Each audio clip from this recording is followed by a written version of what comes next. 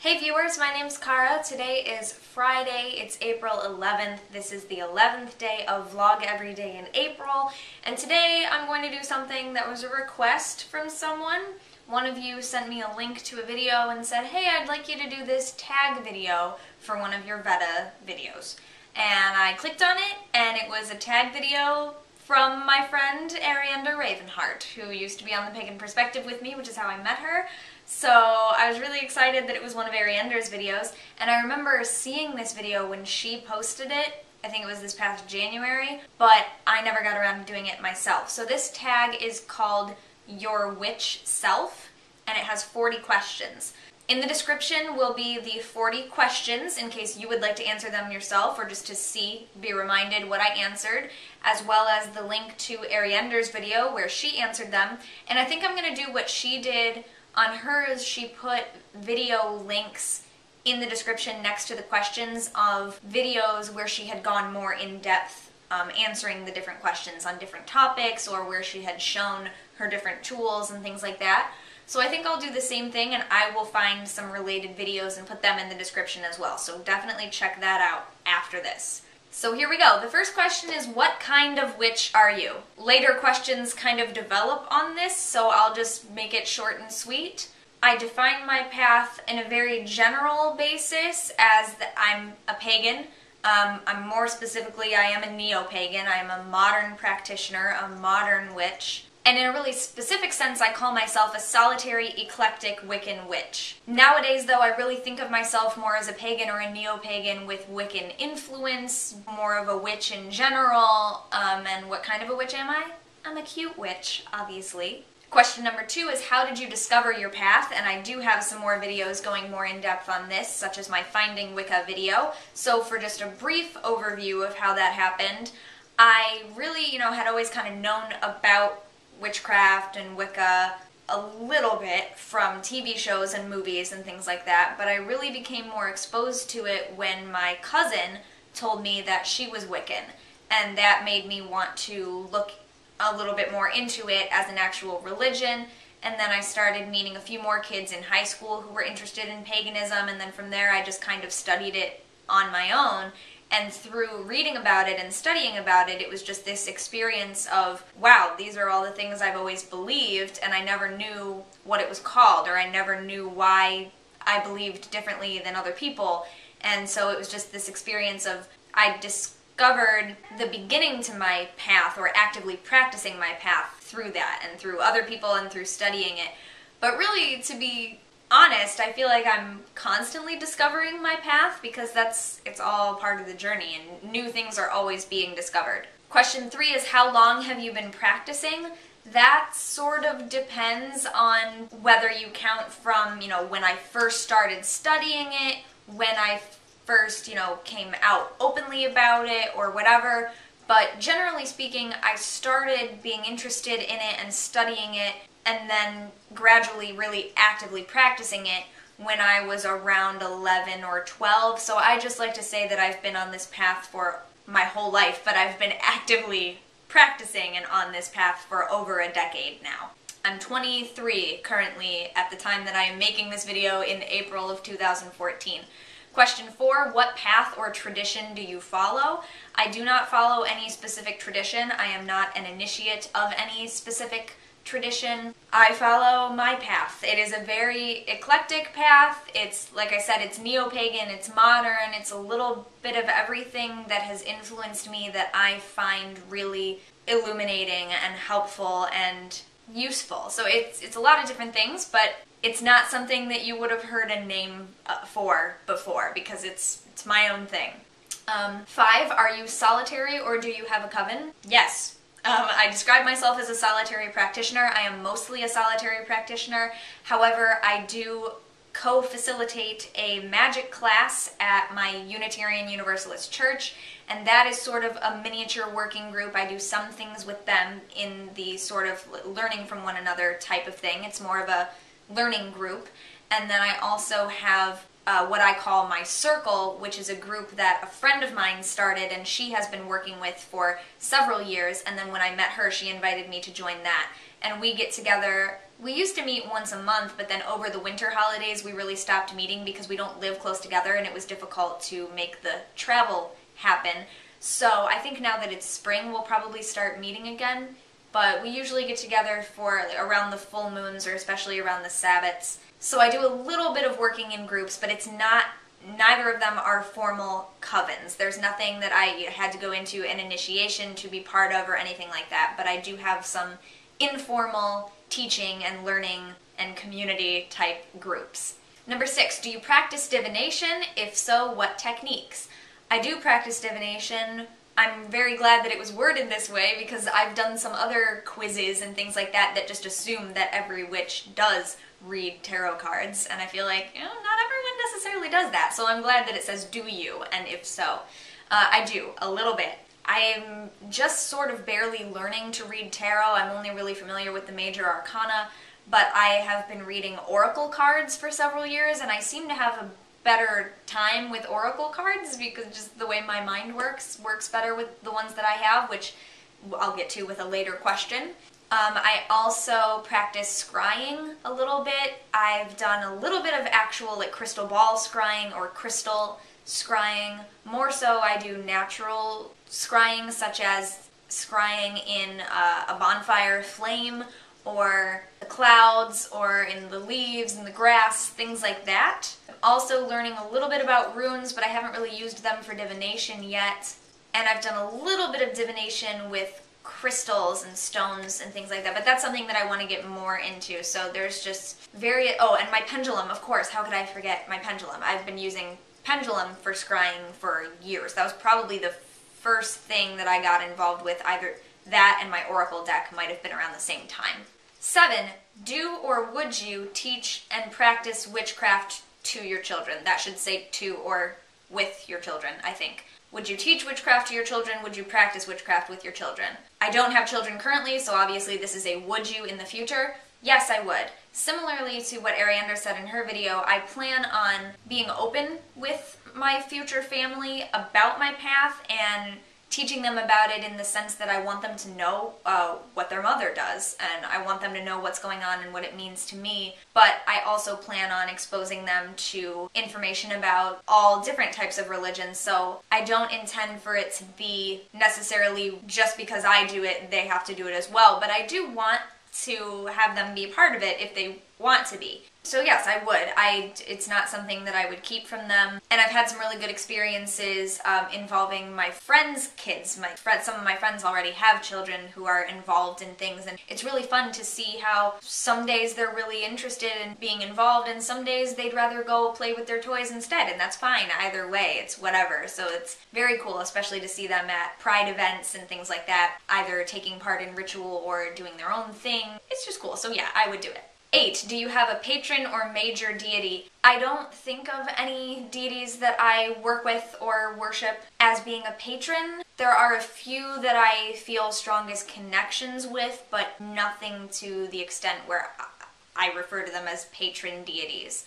I do have some major ones that I work with more than others. I don't really typically share much about that in general. That's just kind of how it's always been.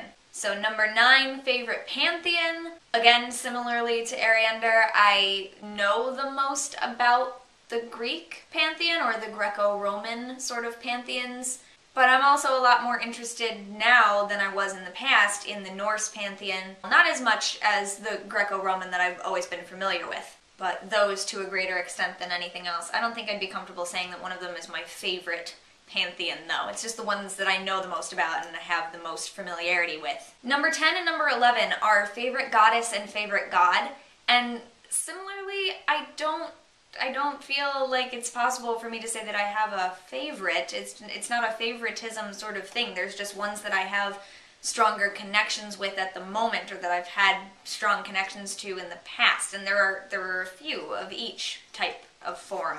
And I'm what you would call a soft polytheist in that I recognize all of the different aspects and the different named deities, like throughout an entire pantheon, all of their different personalities and aspects and individuality, but I do at the core sort of think of them as god and goddess and all of the others are aspects of those main thought forms or archetypes. So I don't really have a favorite either way. Question 12, your sun sign. I'm a Leo. I think I've talked about that before. Kind of obvious once you know, in retrospect, huh? And number 13, my moon sign is a Gemini. And I didn't know that until a couple years ago. I had never looked up my moon sign, but my moon is Gemini, which explains a lot about where those air influences come from, because especially in palmistry and things like that, where people say, oh, like this is, you can tell this, like what element you are by this certain thing, and you know, my sun sign is Leo, so I'm a fire element, but then I kept noticing all these air influences, and I was like, well, where is that coming from, moon sign? Number 14, do you have a familiar? Interesting question, because I definitely had a feline companion in the past that I considered my familiar, who actually was involved with my work or was very interested in the things that I was doing energetically and things like that.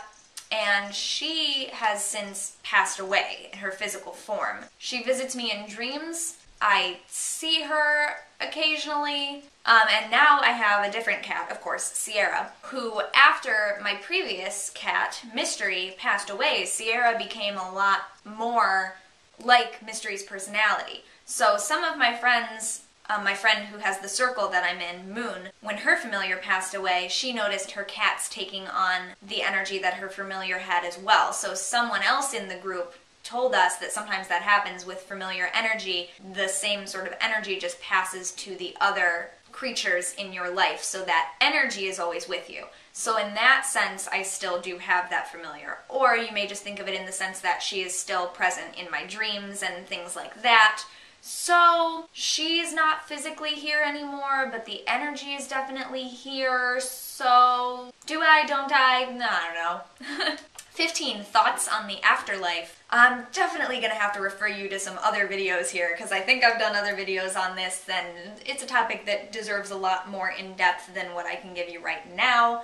But generally, I do believe in reincarnation. I'm not sure exactly how I believe it works. Oh, that just reminded me again, that's a video that everyone's been wanting me to do, because I always say I believe in reincarnation a little, or I have some ideas that are a little bit different than what a lot of other people that I've talked to in the past feel about reincarnation. So everyone always wants me to talk about that, and I keep forgetting to make a separate video. But basically, I just have some different ideas about the different ways that I think reincarnation might actually happen, or how it works. I don't know if we're gonna end up in a place like a Summerland or a heaven type of thing. I don't know if there is an end point, or if I believe that because nature is cyclical, it's just constantly cycling and will always be in the circle of reincarnation.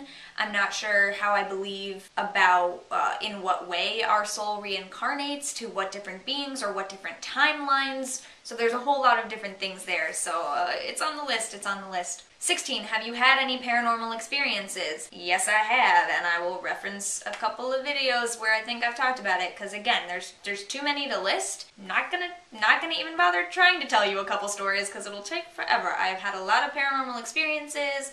I believe in the paranormal because I have experienced it. Or rather, I have experienced things that have no other logical explanation, therefore I am willing to say that there is a good possibility that it was in fact paranormal. Also, I have a paranormal investigation group with my mother, so there's that. 17, are you out of the broom closet? If so, how do your friends and family feel about your path? I am, sort of as Ariander said, selectively out of the broom closet. I'm out of the broom closet. You guys know it, my coworkers know it, my family, most of them know it, my friends know it. The reason I say most of my family knows it is because I don't hide it, but I also haven't gone up to them and said, hey, just so you know, explicitly, I am a witch, you know. So it's not something I'm hiding from them. I openly wear my pentacles and things like that. I talk about certain things that have to do with my path, but whether or not they actually know, I'm not sure, because they've never come right out and asked. We've never had an explicit conversation about it. A couple of my cousins definitely do know. I've talked to them about it. But yeah, like aunts and uncles, it's on my Facebook page, so if they've read it, you know, they know. And then there's also the case of like when I meet a new person, I don't just immediately tell them like, hey, this is my religion. So I don't broadcast it, but I don't hide it. If people ask me about it, I don't lie about it at all. I just prefer not to bring it up if it's not relevant. 18, what is something that inspires you? Every time I'm asked this question, the first thing that comes to my mind is people. People inspire me. And it's interesting because people also make me really hate things about people. So it's a love-hate relationship that I have with humanity, but I do consider myself a people person, and other people inspire me by what they've done. Other people inspire me by what I can give to them if I continue to try to do things that would be beneficial for other people. Kids inspire me. And then the other big thing that always comes to mind is nature, because whenever I'm out in nature and I'm just observing things, I'm inspired in a lot of different ways. So people and nature and the earth. And oh my gosh, I hear the ice cream truck, you guys. This is real life.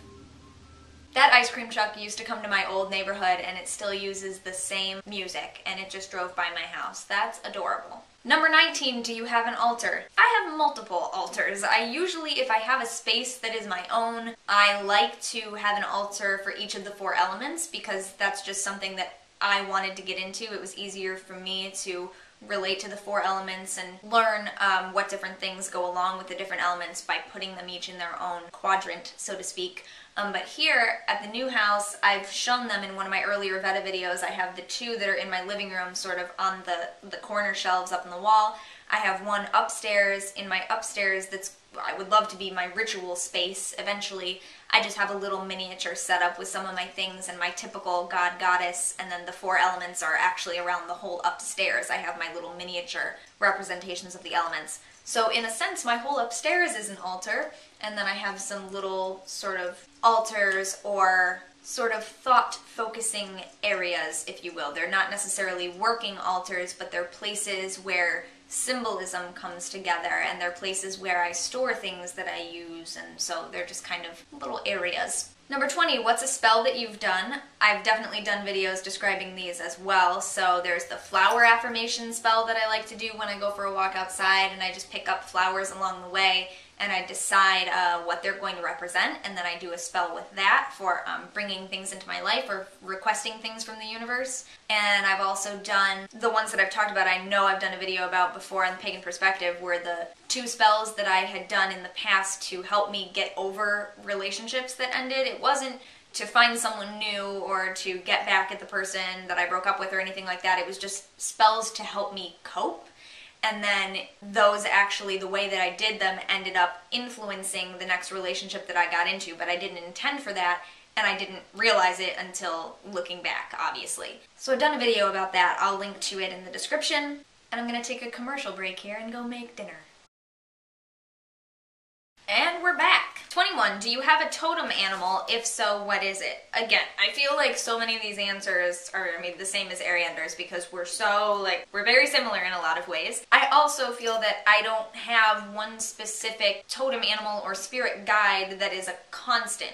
Although I do have the one sort of animal spirit that has been consistent throughout my life is that I feel an affinity with cats of all types, whether it be the domestic house cat, my cat Sierra is sitting right over there, or big cats, lions, tigers, cougars, all sorts of things like that, which I have unfortunately only seen them close up in captivity, which is really unfortunate, but I've always felt a strong connection with cats of all types. So that has remained consistent. But then beyond that, I feel more that I have spirit guides or totem animals or animal spirits who show up at different points in my life to teach me certain lessons. And then when that stage has passed, I don't hear from them for a while and another animal takes precedence. So there are some pretty big ones for me recently. A while ago, I went through a period where spider was really important to what I had to learn at the time, which is unusual because I'm not a fan of spiders. I don't enjoy spiders.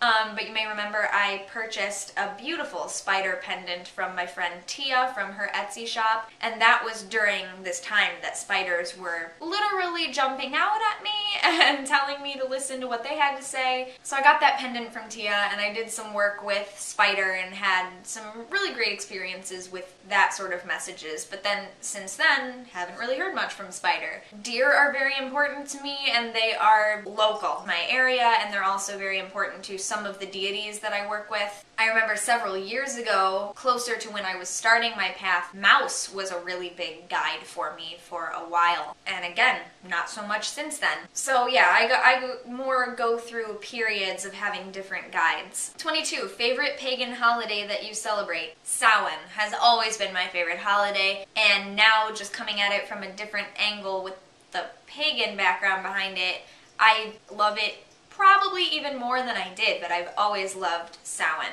Another one, though, that I've grown to like a lot more is Imbolc, because I've actually, for the first several years of my path, I didn't get to celebrate Imbolc because February is a really weird time. As Ariander was saying, it's sort of around exam time, so I was always at school and really busy, and it just wasn't working out for me. But then the past couple of years, I have celebrated it, and I've done different things involved with it. And just this past year, I finally did a candle blessing ritual, which I've wanted to do since I started my path over a decade ago, right? And I just finally got to do it. So Imbolc has become more a Sabbath that I really enjoy. And Midsummer is really important to me too. I pretty much always get to do something for Midsummer. And Mabon is another one that I found really easy to pick up on and to get into the symbolism of. But Samhain's definitely my favorite. Number 23, do you meditate? Word for word, Ariander's answer is the same thing that I was gonna say. Not nearly as much as I should. But I do meditate, and honestly, I probably do it more than I even give myself credit for, because I meditate while doing other things. It's not always just the sit down quietly and close your eyes meditation, but I sort of meditate while I'm walking. I love taking walks and meditating, or while I'm doing the dishes, or anything like that, while I'm taking a shower, times like that. So I do meditate. I just don't always do it as sit down and purposefully as I would like to be able to do sometimes. 24. Have you gone to a psychic / tarot reader, Reiki master, healer, etc.? I have never gone to one. My mother reads tarot, has my entire life, so my mother occasionally did readings for me, but it was more like practice for her, just to keep her sort of in the swing of things, because I never really went to her for a tarot reading. I mostly do that for myself anyway. I've never gone to a psychic. I've never gone to a healer, but I have several friends who are Reiki masters or otherwise energy workers like I am, and so we just tend to do that for each other. So I've never gone to anyone like in a professional sense, but I have had those things done for me by friends and acquaintances. 25. What are some witch books that have influenced you? As Ariander mentioned, Scott Cunningham, some of the first books that I read and really sort of felt like, whoa, I really get what this author is saying, was Scott Cunningham's Wicca, and then Living Wicca after that. But even more so, Wicca, the Guide for the Solitary Practitioner, because that's just that's what I needed at the time. It was very influential for me, and I still love it to this day, and I recommend it to people who want to get a sense of where I'm coming from, at least. And then more recently, in the latter half of my practice so far, Starhawk is a huge influential author for me, which Dancing Rabbit recommended the spiral dance to me years ago when I first met him on YouTube. And I thought, oh, it sounds cool, and every time I went to the bookstore I looked at it and I thought, I know that this book is important, but I'm not ready for it yet. And then I wouldn't get it. And then finally, a couple years ago, I was like, that's it, I'm ready, this is the time, and now I'm just like, oh my god, why didn't I do this sooner? But to me, I feel like it was very important that I reached a point in my path before Starhawk became accessible to me and where I was. Other people might be the opposite. Someone might have started with Starhawk and end up doing something else later. But so now, the spiral dance, huge for me. 12 Wild Swans, huge. I'm looking at my bookshelf because I don't even know. Oh, By Oak, Ash, and Thorn by DJ Conway. I just talked about that in my shamanism video for Pagan Perspective. It's not a huge integral part of my personal path, but that book introduced me to so many shamanistic concepts that are really important to my path and sort of gave me more of a concrete path to those things. So I consider that a pretty important one, although I probably wouldn't have thought of it right up front for witchy books that have influenced me. Anyway, numerous others, but I have a blog post of my book recommendations. You can always check that out. 26. Favorite witch websites? Yeah, I don't don't really have many witch websites that I like. But information about witchcraft, I have favorites, and I have a blog post about that too. I love the articles on about.com, the paganism and Wicca section on about.com. I always find those interesting and useful. Religioustolerance.org has some great articles. And the first witchy website that I ever really found and then kind of clung on to was the Inner Sanctum, which is witchway.net. That was really important to me when I was starting my path. 27, favorite witch movie. Practical Magic, it just is. It's one of the best, my favorite. I also do really enjoy The Craft, and there are so many others that I need to watch that I've never seen, but then, yeah, there are just several movies also that are just like kind of witchy or kind of magical or have a pagan sense to them that I really enjoy, but Practical Magic, gotta be my favorite. 28, favorite mythological animal. Ooh, kind of a toss-up. I don't know. I really like dragons, and I also like unicorns. Unicorns are more like from my childhood. They were my favorite, definitely, like hands down. And then just now, unicorns and dragons are kind of a big deal for me. I don't know, there's so many of them, and they're all so cool. Like, why do we have to have a favorite? Can't they just be like, can't they all be real? Number 29, favorite season. My favorite season's autumn, but really it's kind of a toss-up with summer and autumn because I really just like being warm. So like my favorite season should be summer. That's when my birthday is. You know, like summer's great, but yeah, my favorite season is autumn. I just like, there's only a few days in the autumn where everything's just kind of like the perfect weather that I really like, where it's just everything is brisk and crisp. The colors of that season, the air, and then of course my favorite holiday takes place during that season as well. So there you go. Number 30, favorite herb, lavender. Short and sweet, cut and dry. Lavender's my favorite. Love it. Now if I had to give you like a top 3 or a top 5, I also really like chamomile, sage, mint, but lavender's my favorite. Number 31, favorite gem. It's interesting because I don't think I would have thought of this as my favorite gem, but when the question was asked, I was watching Ariander's video, and when she said it, the first thing that came to mind was amethyst. And I was like, oh, amethyst is my favorite? I didn't even know that consciously. I've always said that clear quartz or quartz crystal in general is my favorite because I use it the most, and I feel like it's the most versatile, and I like it, but apparently amethyst is currently sort of my favorite. I remember in the past, fluorite was my favorite for a long time, so people kept getting me fluorite, so now I have like this collection of fluorite. So I guess it's amethyst now. Number 32, rune of your choice. Yera. Yera is my favorite rune, both for its symbolism and meaning and for the symbol itself, because it's something that I used to doodle on my notebook pages all the time before I even got to know about runes. And then just last year when I worked at the medieval fair, I really got to learn about runes because I was working with them and selling them. My friend makes them and sells them, and that's what my job was. I was working for him. And so I got to learn a little bit more about them, and Yera is just my favorite. So that's the one that I have a carved pendant of. 33, tarot card of your choice. As I mentioned, I'm not really super familiar with the tarot yet. But I remember doing a video response when Brendan started his video response chain about the major arcana, and I think I talked about the Fool, the High Priestess, the Star, and the Hierophant? No, the Hermit, as being sort of the 4 that I feel like I resonate with the most at the current moment. Definitely somewhere in the High Priestess and the Hermit range are like my favorites right now, what I connect with the most. 34, symbol or sigil of your choice. I feel like just some of my favorite symbols will always be the pentacle, quartered circle or the equal-armed cross in a circle, and the witch's knot. I also like the triple moon goddess symbol and things like that, but I don't know, the pentacle and the witch's knot definitely are some of the, and the wheel of the year. And basically anything with like circles, generally. The witch's knot is really the only one that's not a circle in itself, but it involves a circle. 35, your athame or one you want. I don't know where the thing is that I would consider my athame. Oh, actually, either of them. I forgot. I have 2 now. I don't use an athame is the thing. I never really have,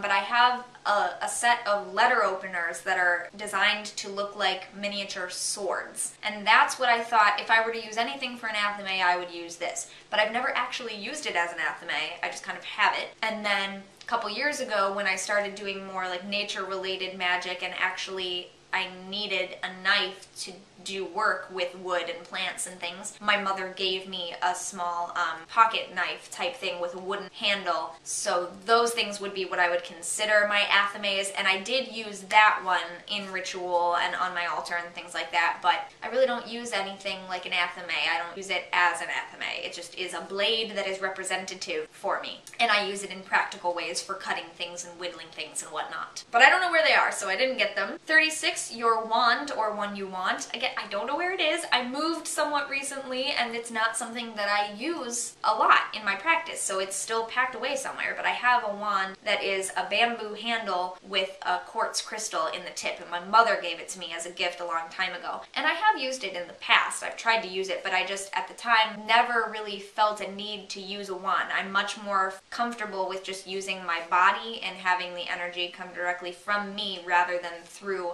a tool. But trying to come up with a wand that I do actually like and resonate with and want to work with is sort of something that I want to do in the future. I want to make myself one or find a better one. Yeah, I don't really use one at this point.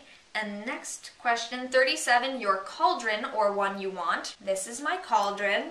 It was a gift from my mom. And we found it at a little secondhand store where she always had iron pots. She had like giant cast iron cauldrons, which would be awesome if I actually had a fireplace. Like, you know, I would use that. But those are kind of impractical, and I wanted a little one that I could carry outside with me because I did a lot of rituals outside in the woods by our house. And we found this one and I was just thrilled with it immediately, and it's a little bit rusted on the inside, so it was clear to me that someone actually did use it, probably for cooking or for burning something in the past. And currently it has my spirit candle in it, my rainbow candle. But I use this whenever I burn paper or anything like that for any spellcraft that I'm doing. I put candles in it, incense, whatever. So I do actually use this and I love it so much. Thank you, Mom. Again, I was just thrilled when I found this. 38, your book of shadows or one you want. The first thing that I ever used as a book of shadows is this beautiful journal. You've seen it in the past because I've brought it in videos before, but probably a long time ago. So those of you who are new and haven't looked at my old videos may not have seen this. But this is an old unicorn journal that I got. Again, me and the unicorns. I got this probably back in elementary school because the first, oh, things are falling out of it. Oh, this little booklet that I made to tell my classmates in college what Ostara was about. I still have extra ones. That's just fell out of there. I started using this as a journal for like poetry and stuff. And I was very, very young because the handwriting is very like a 10-year-old. And I didn't date anything. The first thing that there is a date in here for was something that I wrote in 2002. So I was 11 or 12 at that point. And then the first things I started writing as a book of shadows were in like 2004, 2005. And then from then on, it was only used as a book of shadows. And I do use this one a lot more now for a sort of a compendium of things. Less journaling, more, hey, I found these things that I want to keep for reference all the time, and I put them in here. So this is something that I would actually carry in circle with me and read a prayer out of it or a song or something like that. But then I also have this other book which I use to keep track of any actual spells or ritual work that I do goes in here so that I can look back at it later. And then I have numerous spiral bound notebooks that I use for different purposes. So one of them I used when I was going through the 12 Wild Swans. I think I'm using the same one now for going through my personal challenges for the year. Anything that I do kind of in succession, like I'm doing this for 3 weeks, I'm doing this for 12, whatever, that sort of goes in one notebook. I used one when I was working through my oracle cards. I have one for specifically deity-based work. So I have these two books and numerous spiral notebooks. I am a writer, I am a notebook user. It is just, yeah, lots of those. 39, your tarot deck or decks or one you want. Not a lot of tarot here, but some oracles. I do have this silly little tarot, the complete kit, which actually was really useful. I was finding it helpful to have just the little things, and then I'm not afraid to write on these, so I write keywords on them, and the imagery in this one really actually helped me pick up on some things about the meanings of the cards. And again, I'm only on the major arcana. I haven't even bothered to go on to the minor yet because I'm just like, I feel like I won't get it. So I can write on these. So this one's definitely more of a learning and working deck. And then I also have that version in the teeny tiny Tarot Nova. Like, these are cards. They're that small. And then it just has the same book with it. I also have this one, which comes with the Mind, Body, Spirit collection. Mind, Body, Spirit on the back. And this is another one that I wrote on when I was learning the major arcana. So I was comparing that previous deck that I just showed you to this one, to, I have several books about tarot, so I was just kind of comparing all together. Different artistry, different imagery, illustration, I mean. So these actually have notes on them, which is what my mother's deck looks like. My mom's deck is all written on. It stops when it gets to the minors. It's kind of nice to look back and see that, oh yeah, there was a point where I was actually like learning and working through these things, and now I don't have time for it as much, but I have that. This is a newer one that I have. It's called Celtic Messages. I really like this one. My mom just gave it to me recently, like within the past couple years. I sort of immediately was able to get really good results with this deck, so I feel that I was very closely attuned to it immediately. I like didn't even really have to do anything to accustom myself to it. And then in this one, the little bag that I made, one of my bags that I make, is my fairy ring oracle, and this is the first one I ever got that my mom gave me, and I've done some readings for you audience members, viewers, with this and the Celtic Messages. I'll put the link to that as well. This is the first one that I ever really worked with, and this is my oracle deck. And number 40, something witch related that you want right now. I had to think about this before I started the video. I was like, what am I going to say? Because I really don't want anything. I'm sort of past the point where I want to get material things for my path. So what do I want? But then I went upstairs to look for my wand, and then I realized something that I do want. I want a big round area rug to go upstairs in my ritual space, because I want it to be cozy, but I also want it to be round because I like the symbolism, obviously. And I just think it would be a good addition to what I would like to use that space for. So that's really the only thing I can think of that's witchy related that I would like right now. Thank you very much for watching. That takes up today's VEDA video. Thank you for suggesting it to me. Thank you, Ariander, for doing it in the past. And thank you in advance for checking out all the links that will be below to related videos. I will take up no more of your time today. Good night, don't forget to be awesome, blessed be, and goodbye.